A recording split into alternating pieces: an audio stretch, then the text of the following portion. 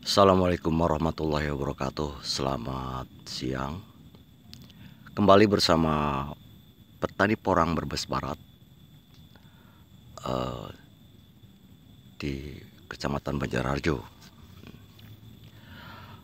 Seperti biasa saya membedah masalah budidaya tanaman porang yang selama ini eh,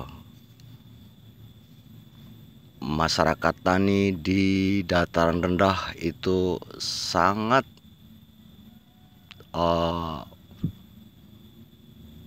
belum bisa menerima, maksudnya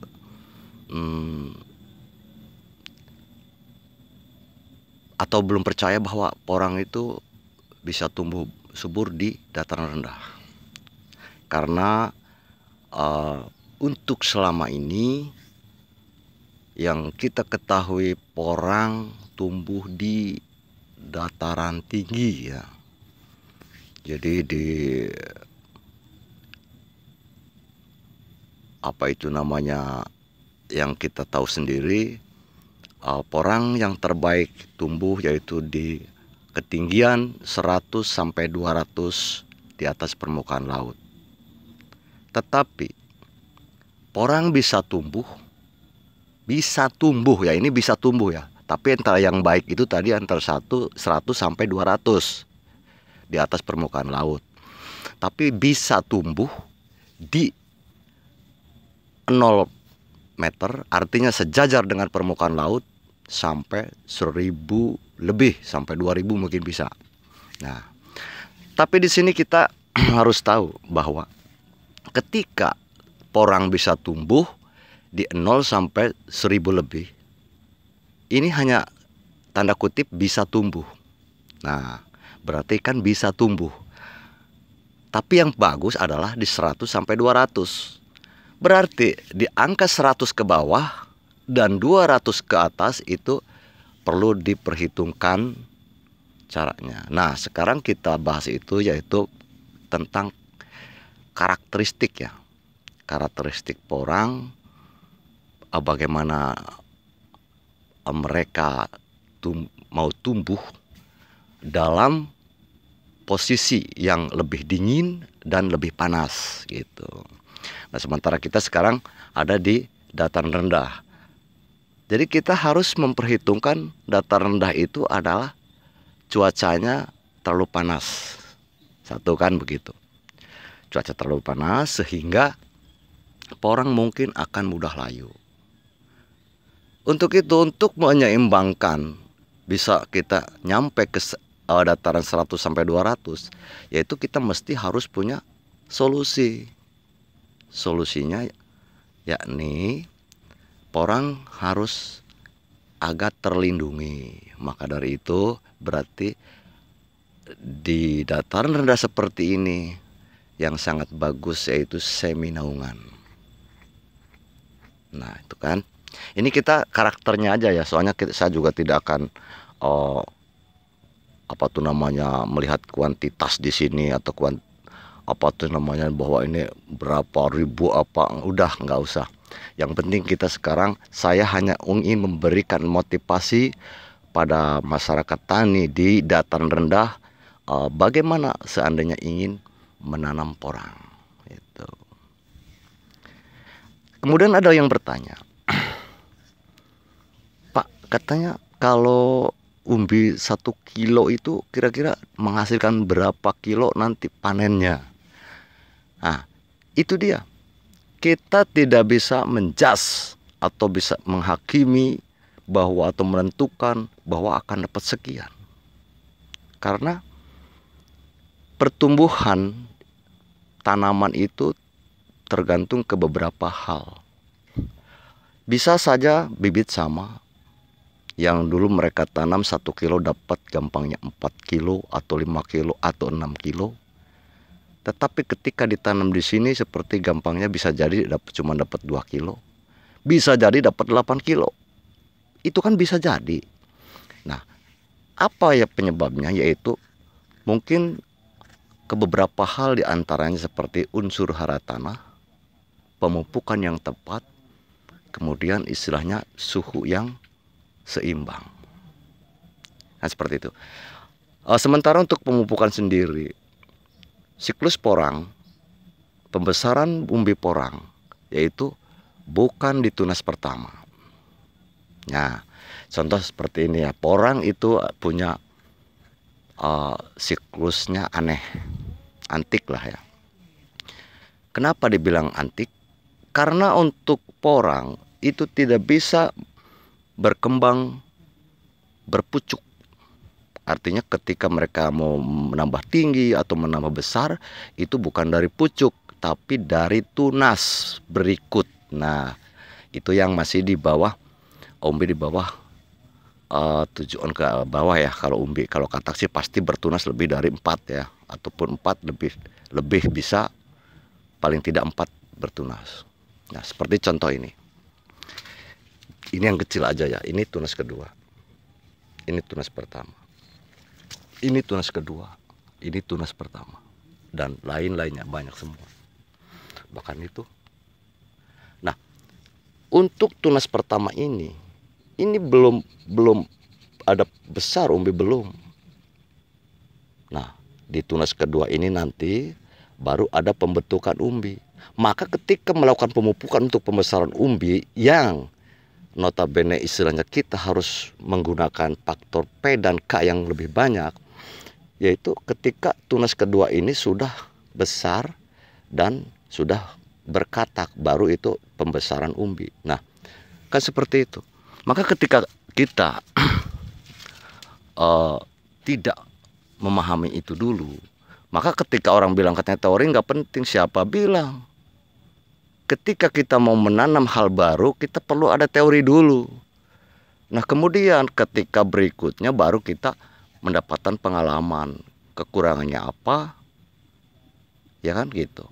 Tapi sebelumnya kita harus punya teori dulu, harus punya teori. Jangan bilang teori tidak penting. Itu berarti orang bohong kalau bilang teori tidak penting. Maka ketika saya juga mau nanam pertama waktu itu, saya gali dulu dari mana, kemudian kita rangkum.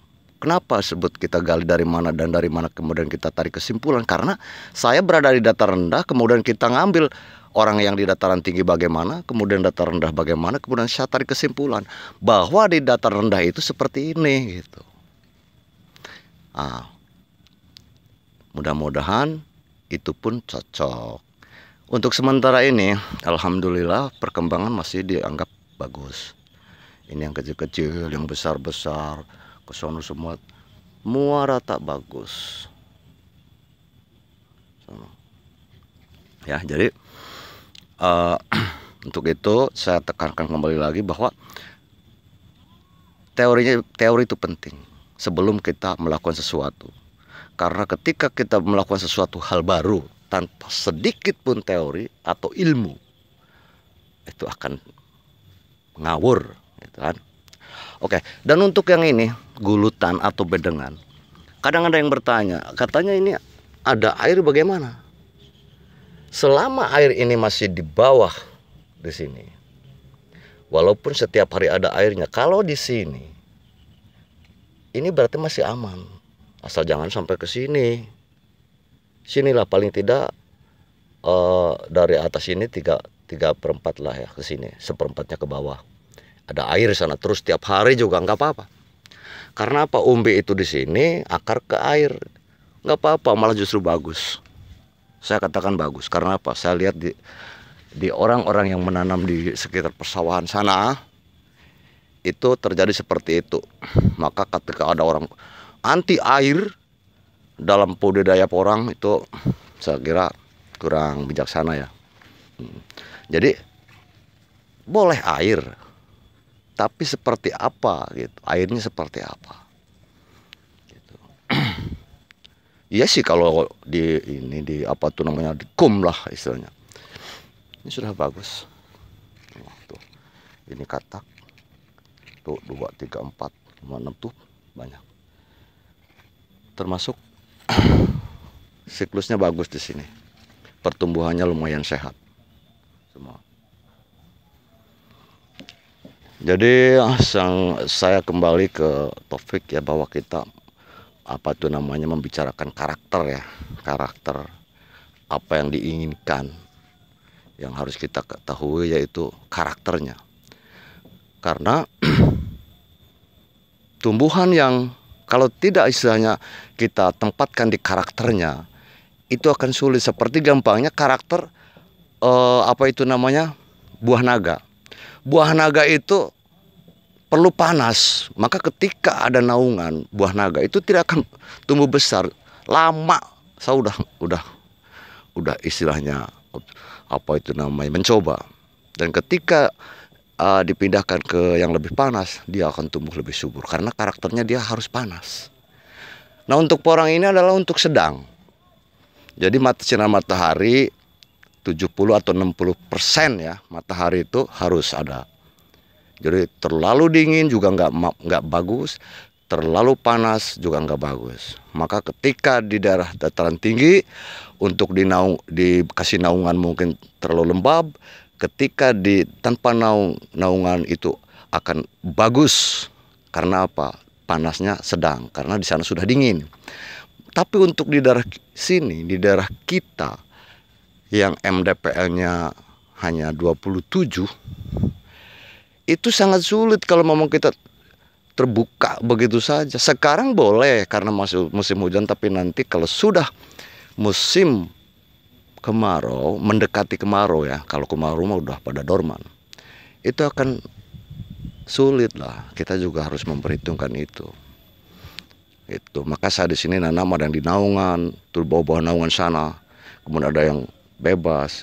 Itu juga merupakan satu ini apa itu namanya eksperimen juga buat saya.